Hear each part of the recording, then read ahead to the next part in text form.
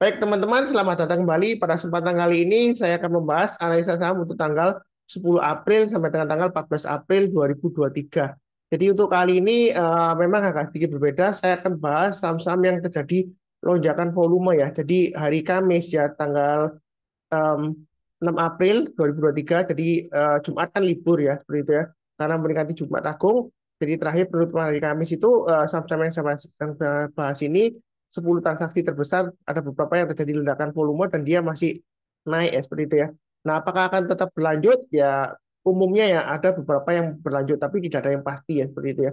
Jadi di pasar saham itu kita nggak bisa memastikan sesuatu, tidak bisa karena kita nggak bisa mengatur harga saham di pasar saham. Kecuali kalau sahamnya nggak liquid ya kita mungkin bisa atur ya seperti itu ya. Jadi saya ambil listnya di sini 10 saham terbesar eh, transaksi volumenya ya yang mengalami kenaikan atau gainer ya seperti itu ya. Jadi saya berdasarkan volume terbesar saya akan bahas sekitar 10 di sini ya. Eh, saya akan mulai langsung. Ada beberapa yang saya skip karena sudah saya bahas di video sebelumnya ya. Jadi 10 dari daftar ini yang saya skip berarti sudah saya bahas ya. Sebenarnya ada lebih banyak ya. Karena ada beberapa yang sudah saya bahas seperti yang sudah saya bahas sebelumnya seperti Era, Telkom, BRIS, BBRI itu sudah saya bahas ya. HMSP juga ya. Jadi saya nggak ngulang lagi ya. Nanti terjadi double-double ya. Eh, langsung saya ganti ke grafiknya atau chartnya seperti ini ya. Jadi yang pertama yang saya bahas adalah untuk saham KJIN ya. Eh, terus terang aja saya di sini fokusnya ke pergerakan harga sahamnya ya seperti itu ya. Jadi saya nggak tahu apakah ada aksi korporasi, ini sama apa, saya juga nggak kenal ya. Terus terang aja kayak KJN itu sama apa saya nggak tahu karena saya nggak pernah beli, tapi di sini saya bahasnya karena ada lonjakan volume. Memang di sini resiko ya. Ini tidak liquid ya, kemudian dia tiba-tiba ada transaksi volumenya lumayan naik ya. Nah, harganya dia naik tinggi. Nah, kalau kita perhatikan di sini, apakah sudah saatnya buy? Sebentar sebelum itu saya bahas yang sudah punya ya. Nah, yang sudah punya kira-kira pasang trailing stopnya atau stop lossnya di mana? Saya akan menggunakan acuan dari ini ya, area swing high sebelumnya di sini. Jadi 166. Kalau dia masih bertahan di atas 166 ya, berarti dia masih ada potensial untuk hold ya. Target berikutnya sekitar 248 ya. Ini sudah pernah saya gambarkan sebelumnya ada yang tanya ya. Jadi tetap sama. Nah, di sini tengah-tengahnya antara 166 dan 248 itu ada checkpointnya di sini ya. Swing di 200 sebentar. Saya ambil kurang lebih di area sekitar 212 di sini ya. Nah, di sini artinya kalau dia berhasil naik ke atas 212, kita boleh tambah lagi atau average up target price berikutnya 248.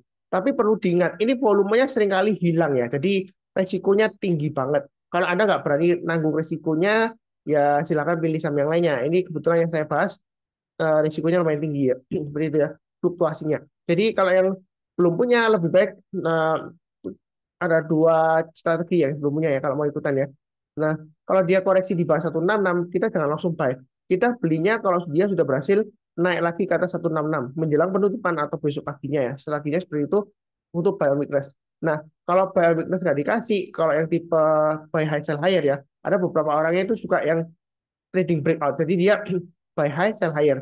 Jadi bukan tipe yang buy low sell high ya, karena dia memanfaatkan momentumnya, volume dan juga price actionnya itu kalau mau buy naik ke atas 194 kita barusan buy.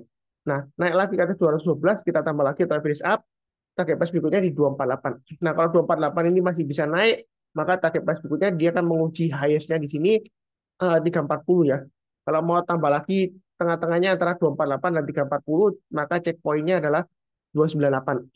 Itu strateginya untuk KJEN yang suka fluktuasi ya. Saya nggak tahu apakah ada aksi korporasi di sini, cuma saya mengingatkan dia bisa saja tiba-tiba volumenya hilang. Ya, jadi kalau yang nggak biasa trading cepat, lebih baik hindari pilih saham yang lainnya. Kalau lebih cukup, oke berikutnya untuk emiten WiFi atau Wi-Fi ya, atau orang bilang seperti itu ya. Kalau saya kebanyakan sering bilangnya WiFi. Nah di sini kalau kita perhatikan yang belum punya, pasang aja trailing stopnya atau stop lossnya di sini ya. Saya menggunakan acuan swing high terdekatnya di sini 183. Ya kurang lebih area dengan konsentrasi candle di sini ya. Jadi kalau dia turun di bawah 183, yang sudah punya lebih baik pasang trailing stop itu, trailing stopnya ya seperti itu ya. Karena kalau dia turun di bawah 183, ya kalau kita mundur ke belakang ya, ini rumah hantu ya sebelumnya ya. Jadi di bawah 183 dia turunnya bisa dalam. Jadi hati-hati kalau dia turun lagi bawah 183. Nah, kalau yang mau buy on weakness, Pak Sunar, kira-kira buy on weakness di mana? Ya, kita bisa memanfaatkan MA20-nya di sini ya. Nah, ini MA20-nya di 152. Kebetulan ini kurang lebih di area sekitar swing high-nya di sini ya. Jadi kalau yang misalnya mau buy, itu bisa tunggu di 152 atau nanti di perpotongan MA20-nya ketika MA20-nya dites ya. Jadi ini nanti kalau saya gambarkan kurang lebih berlanjut ya. Ini ada dua kesempatan kemungkinan ya. Kemungkinan seperti ini nanti kelanjutannya MA20-nya ya yang merah ini ya. Atau seperti ini ya. Seperti itu ya. Jadi ketika nanti harganya ini memotong MA20-nya dari atas ke bawah, kita jangan langsung buy ya. Jadi suatu saat kalau misalnya koreksi, ya saya nggak mendoakan ya. Kalau dia koreksi, entah nanti dipotong di sini atau di sini ya. Nah itu kalau dia sudah berhasil rebound, mantul ke atas ya, menjelang penutupan atau besok paginya kita baru sampai. Jadi saya nggak pernah mengajarkan tangkap pisau jatuh, enggak ya. Saya tidak pernah menyesatkan orang lain ya. Jadi saya itu pernah lihat videonya influencer yang followernya jauh lebih banyak dari saya, tapi dia suka bahasnya saham-saham yang lagi turun. Dan saham yang strong downtrend, dia entah kenapa dia bilang, oh boleh Everstone lagi murah, turun lagi Everstone. Ya, seperti itu ya. Nah, buktinya sampai sekarang dia sudah dua kali ngomong seperti itu, tapi masih turun ya, seperti itu ya. Nah, jadi kadang-kadang kalau kita beli saham ya, jangan terlalu pilih murahnya. Kita lihat apakah akan menguntungkan bagi kita ya. Kita lihat trennya. Kalau trennya masih downtrend ya hindari dulu. Nanti kalau sudah ada konfirmasi pembalikan arah seperti contoh gampangnya MA20-nya sudah mulai mengarah ke atas, ya di sanalah semangat kita untuk mulai buy. Buy-nya bertahap, buy-nya ke atas ya. Jadi kalau naik kita tambah lagi, tapi kalau turun jangan di every stone. Ini sering banget saya sebutkan karena sering banget orang itu tersesat ya atau nyangkut di saham ya, gitu ya. Jadi jangan sampai kita itu nyangkut sayangkan modal kita ya, begitu ya. Nah, kalau kita lihat di sini setelah 183 ini target price berikutnya di mana? Saya menggunakan acuan kurang lebih di sini ya, 212. Kalau dia naik lagi ke atas 212 maka target price berikutnya di 244. Di sini ada checkpointnya kalau mau tambah lagi atau average up di area 28 228 ya. Jadi 183 ini selama dia masih bertahan di atasnya dia masih ada kemungkinan ke 212, 212, 28, 228 atau 244 ya. Itu target berikutnya. Jadi itu WiFi ini kemungkinan naiknya masih bagus. Nah, setelah kita buy, ada kemungkinan turun nggak Mas Sunar? Ada ya. Karena sebelumnya kalau kita lihat naik dua tinggi kemudian pullback, tapi dia pullbacknya masih dalam batas toleransi ya, masih di atasnya 152. Memang stop lossnya agak jauh ya. Jadi kalau Anda mau pasang stop loss maksimumnya di 152. Kalau mau dipasang bertahap karena dari 183 ke 152 itu terlalu jauh, ya Anda pasang aja stop loss-nya atau trailing stop-nya ya. Kalau misalnya sudah beli di bawah, di area sekitar 173-an ya. Kemudian turun lagi di bawah 163, kita jual dulu lagi. Kalau turun bayar 152, saran saya jual dulu semuanya. Walaupun ini juga area buyer weakness ya. Jadi jangan salah paham, Pak Sunar kok bingung sih. Katanya turun bayar 152, hindari. Nah, kalau disuruh buyer weakness di 152, buy on weakness itu artinya kalau sudah berhasil rebound atau mantul ya menjelang penutupan atau besok paginya. Kadang memang seperti ini ya. Kita sudah jual ya, kena support ya, turun di bawah support. Ternyata setelah kita jual naik. Ya, strateginya ada dua. Besok paginya kalau dia masih bertahan di atasnya ya kita buyback ya seperti itu ya. Karena kalau kita bicara mengenai kunci sukses trading di saham ya ataupun investasi, itu kuncinya ada tiga, sabar, fokus, dan disiplin. Disiplin itu bukan hanya disiplin cut loss ya. Kalau Anda disiplinnya cut loss doang, nanti Anda ceritanya loss terus ya. Kalau Anda eh, kalau trennya sudah mulai berbalik arah ke atas, Anda nggak berani buy lagi karena sudah trauma dan lain-lain ya, Anda akhirnya rugi ya, karena trennya sudah balik arah ke atas ya. Seperti ini misalnya, Anda coba-coba bayar duitnya di sini, kemudian dia gagal ya, turun, dia jual dulu. Nah, setelah trennya sudah mulai naik, kita tahu dari mana, secara gampangnya ya MA20-nya, kalau MA20-nya ini sudah mulai mengarah ke atas dan harganya sudah dipotong ke atas ya, kita mulai buy-nya bertahap, buy-nya ke atas ya, bukan ke bawah. Jadi biasakan kalau saham yang lagi downtrend itu lihatnya ke atas resisten terdekatnya di mana ya seperti itu ya. Jangan lihat ke bawah terus PM murah terus tambah lagi ya tambah dalam nanti ceritanya ya. Kurang habis seperti itu. Berikutnya untuk CBRE. Nah ini volume transaksinya juga lumayan. Dia nomor 3 ya terakhir ya. Penutupan tanggal 6 April 2023. Jadi di sini dia akan menguji resistennya di area 70. Posisinya memang di tengah-tengah ya antara 50 dan 70 ya. Kalau misalnya Anda mau buy sekarang, boleh saja tapi jangan terlalu banyak. Buy-nya bertambah aja. Naik ke atas tempat kita tambah lagi, breakout ke atas 70 tambah lagi atau average up ya. Karena dia kalau kita perhatikan di sini, ini MA20-nya sudah mulai melandai, harganya sudah di atas MA20-nya, juga didukung oleh volume juga mulai naik lagi ya, tapi belum terlalu banyak ya karena sebelumnya dia MA20-nya turun, nah ini berusaha untuk naik lagi. Jadi kalau misalnya dia volumenya tinggi, dia breakout ya kita boleh tambah lagi atau every shot. Nah setelah 70, kira-kira target price berikutnya di mana Pak Suntar? Ya, saya pakai acuan gampangnya aja, ini ya kurang lebih ya sekitar 93, kemudian berikutnya lagi kalau kita perhatikan ini jauh ya. Jadi kalau dia naik ke atas 93 ini masih ada kemungkinan karena dia dia nggak lama info ya. Jadi ini masih bisa balik lagi kurang lebih sekitar harga 143 ya, jauh banget ya. Tapi kita jangan terlalu optimis karena dia barusan info jadi ada kemungkinan ini sideways tapi sidewaysnya di bawah. Jadi jangan terlalu agresif ya. Begitu ya. Jadi jangan salah paham nanti bilangnya wah Pak Sunar katanya nggak pernah ngajarin beli saham downtrend. Ini kan saham downtrend. Iya benar, tapi kalau Anda tipe orang yang suka spekulasi buy on weakness ya, ya Anda boleh aja, tapi buy-nya bertahap ke atas ya. Kalau turun jangan di every stone. Jadi sebelum dia ke 50 kita bisa pasang stop loss-nya di 55 atau di sini swing low-nya di 52 ya. Jadi itu ya. Tapi banyak tetap aja kalau Anda nggak berani resiko nanti kena nyangkut 50 seperti ini ya, nggak bisa jual, ya lebih baik pilih saham lainnya. Tapi kalau ini naik, ini bisa sampai ke 93 atau bahkan 143 masih memungkinkan. Ya. Tapi kita nggak tahu pasti karena ini masih baru IPO, kita nggak tahu sejarahnya. Ya, seperti itu ya. Nah, kalau lebih cukup, berikutnya untuk BHAT. BHAT ini strong downtrend-nya masih cukup kuat banget ya. Jadi saya akan bahasnya apakah sudah saatnya beli atau yang sudah punya bagaimana. Yang sudah punya jangan lupa pasang stop loss-nya kalau dia turun lagi di bawahnya ini ya. Kalau kita perhatikan ini swing low sebelumnya di sini adalah di area 735. Jika dia turun lagi di bawah 735, yang sudah punya lebih baik jual dulu semuanya. Nah, yang belum punya kira-kira kalau mau buy di mana Pak Sunar? Paling tidak kalau mau buy ya, tunggu kalau dia sudah berhasil naik ke atas 770. Itu paling cepat ya. Kalau masih di banyak 805 atau di banyak MA20-nya ini masih resikonya masih tinggi. Jadi tunggu naik ke atas 770 itu kalau mau curi start ya, copet ya, curi start, buy, naiknya bertahap aja, target price-nya 805 dan 845. Nah, di tengah-tengahnya ini ada checkpoint-nya. Kurang lebih nanti di perpotongan MA20-nya, 790 ke atas kita tambah lagi. Kalau misalnya nggak berani, tunggu agak ke atas ya tunggu di 790 lebih aman ya. Karena kalau dia bertahan di atasnya 790, ini naiknya bisa tinggi ya. Paling nggak 845 dikasih ya. Tapi kalau kita lihat dari sejarahnya ini dia bisa naik sampai dengan 875 ya. Jadi naik ke atas 790 malah kita bisa tambah lagi untuk average shot. Karena selama bertahan di atasnya itu masih cukup bagus peluangnya paling tidak 845 dikasih lah.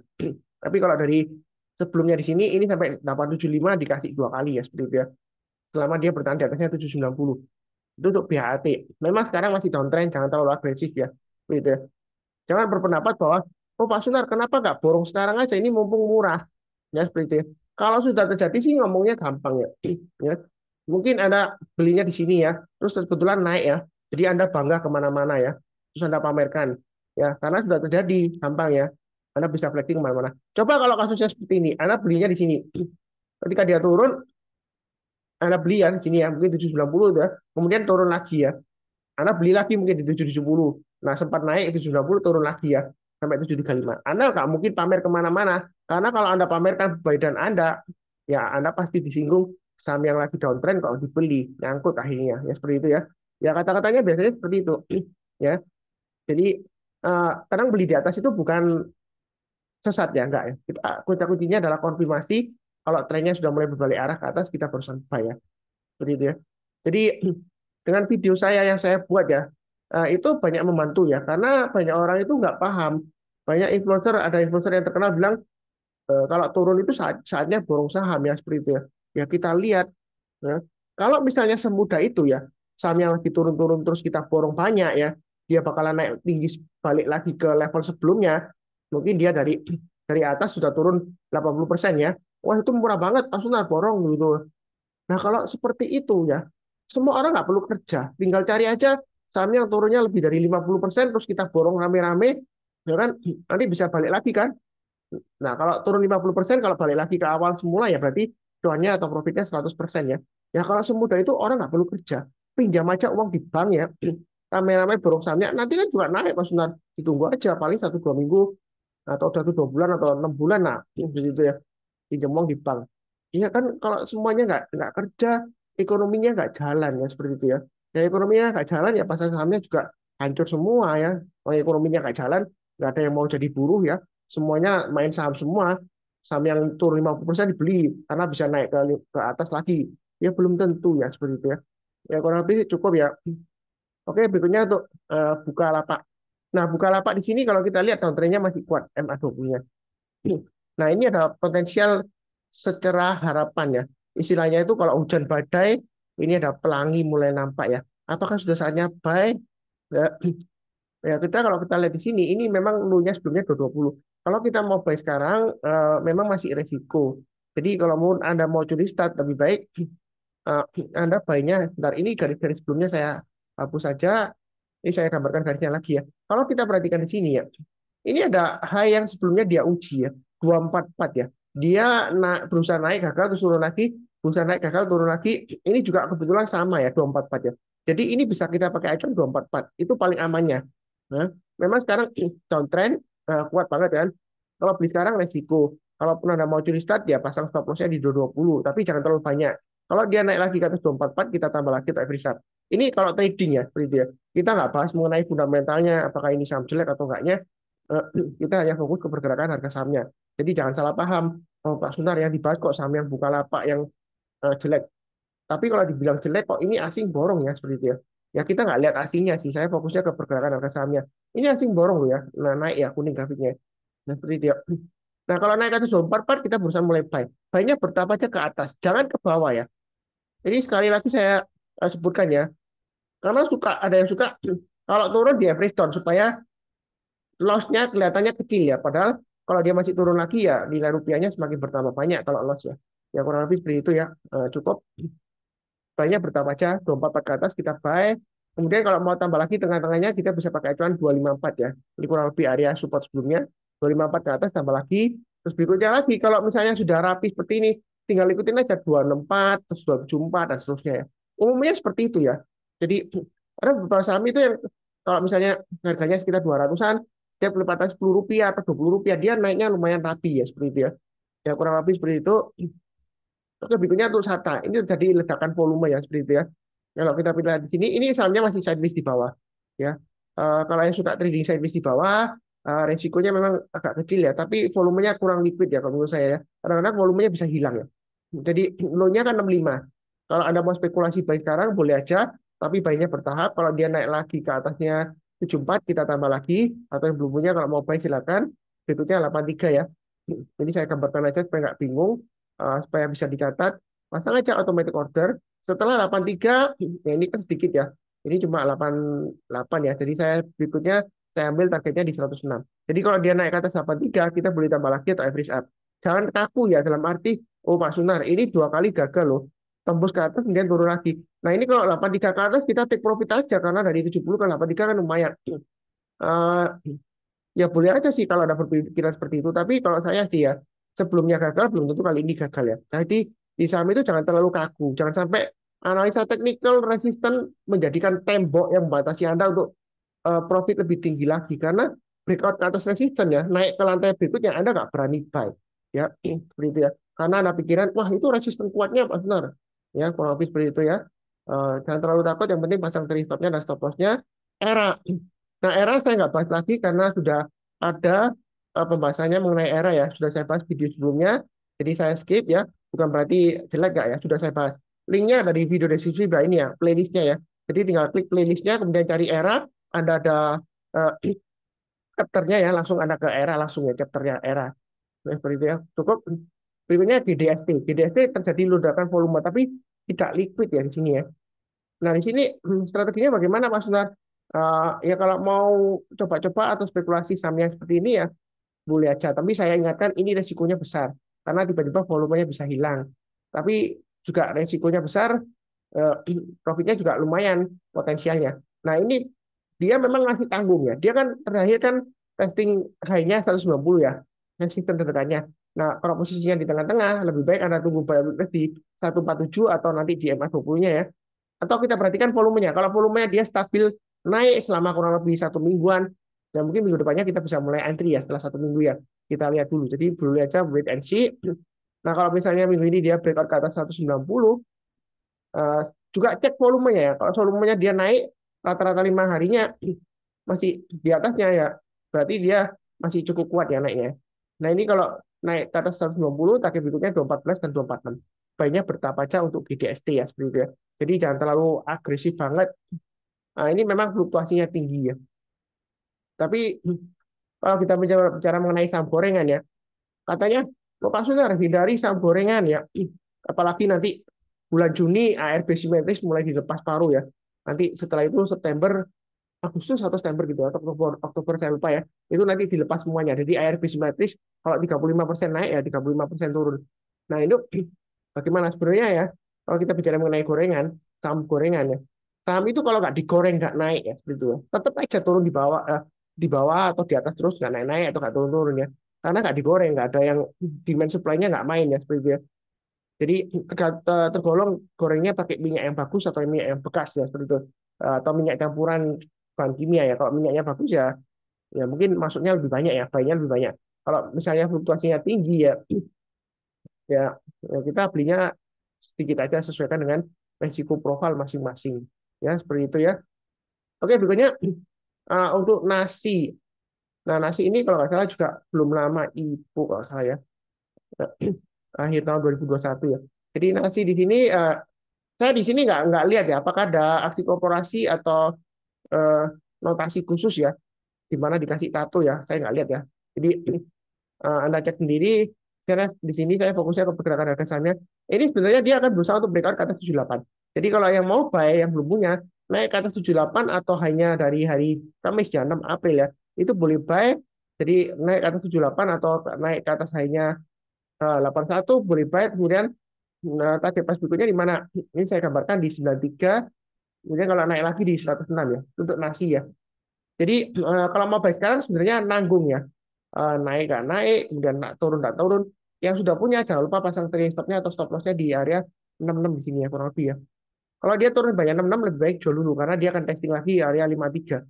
Resiko ya, resiko bisa nyangkut ke 50 nanti ya. Seperti itu ya.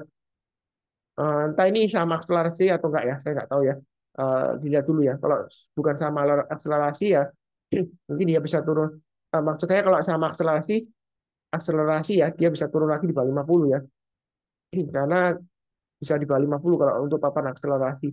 Saya nggak tahu ini masuk papan mana, saya juga nggak ingat ya, karena dia barusan IPO akhir tahun lalu ya. Kurang lebih seperti itu.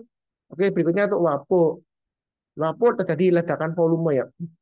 Ledakan volume, harga sahamnya mulai naik, memotong MA20-nya dari bawah ke atas. Apakah sudah saatnya buy? Nah, kalau kita perhatikan di sini, ini dia swing low sebelumnya di sini ya, 166. Jadi selama dia masih bertahan di atas 166 masih cukup bagus.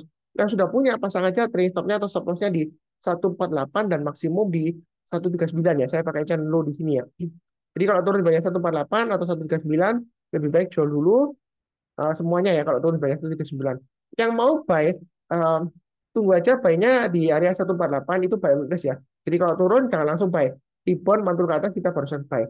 Nah, kalau dia nggak dikasih di bawah, kita belinya buy high sell naik ke atas 175 kita buy target price berikutnya kurang lebih sekitar area ini ya 204 ya kalau kita lihat sini ya.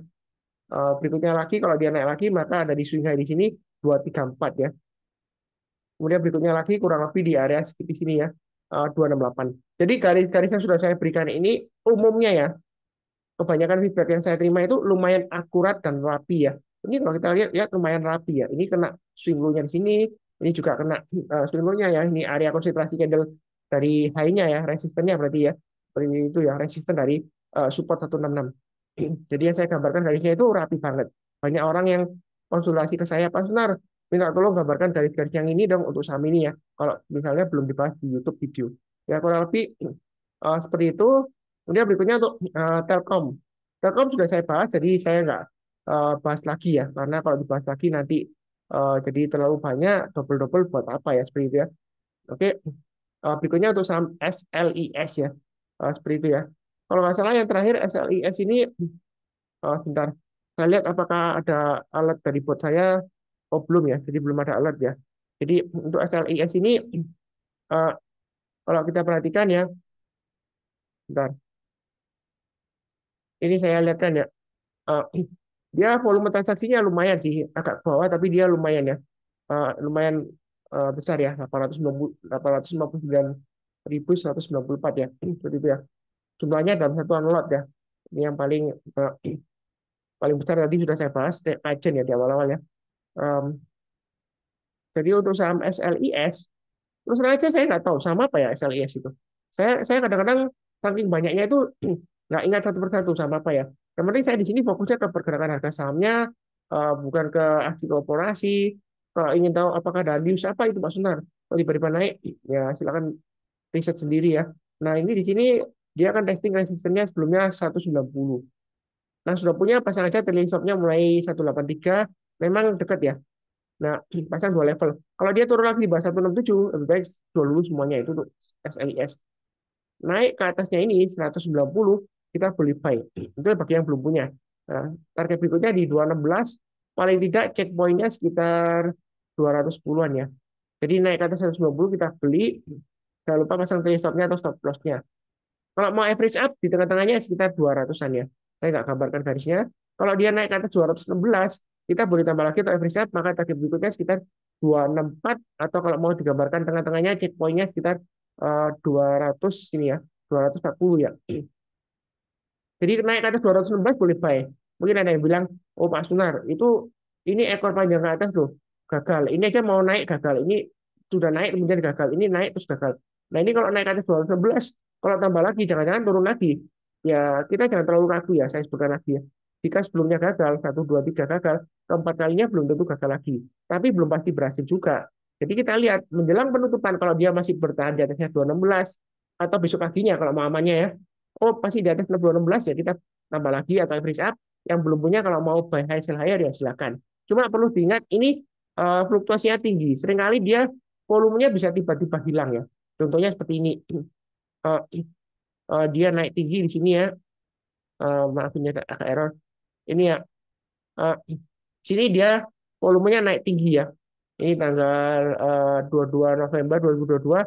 Kemudian besoknya cenderung koreksi tapi volumenya hilang ya. Cuma sekitar berapa ini? 15%-an mungkin yang dari sebelumnya. Ya. Jadi ya itulah ciri khasnya untuk saham-saham yang fluktuasinya tinggi atau ya boleh dikatakan gorengan yang murah lah seperti itu ya. Eh, ya karena berdasarkan volume ya. Kalau berdasarkan value itu saya sudah bahas di video sebelumnya ya. Linknya ada di video deskripsi di bawah ini. Jadi jangan lupa nonton yang lainnya. Mumpung masih hari Minggu ya. Seperti itu ya. Kalaupun Anda mungkin barusan tahu channel ini hari Selasa atau Rabu ya biasanya masih valid ya. Jadi yang penting adalah kita fokusnya ke garis-garisnya ini ya, garis horizontal ya. Begitu ya. Memang yang bergerak itu price-nya. Jadi kalau kita mau trading konsisten di saham ya, trading range itu eh, harus digambarkan fix ya. Jadi jangan dirubah-rubah garisnya ya. Kecuali ada aksi korporasi seperti stock split ya, itu garisnya dirubah karena dia berubah. Atau right issue yang harga teoritisnya berubah jauh ya, seperti itu ya karena perbandingan rasio right issue-nya jauh sehingga garis-garisnya harus diganti ya, digeser sedikit ya seperti itu. Nah, kurang lebih cukup ya. Yang baru kenal channel Saham Profit, jangan lupa subscribe, like di video deskripsi di bawah ini itu ada listnya untuk saham-saham yang lainnya, untuk video yang lainnya ya. Kurang lebih sekian. Kemudian seperti biasanya, em, saya doakan selalu semuanya selalu sehat, damai dan sejahtera selalu. Amin. Terima kasih banyak. Sekian, tetap semangat ya.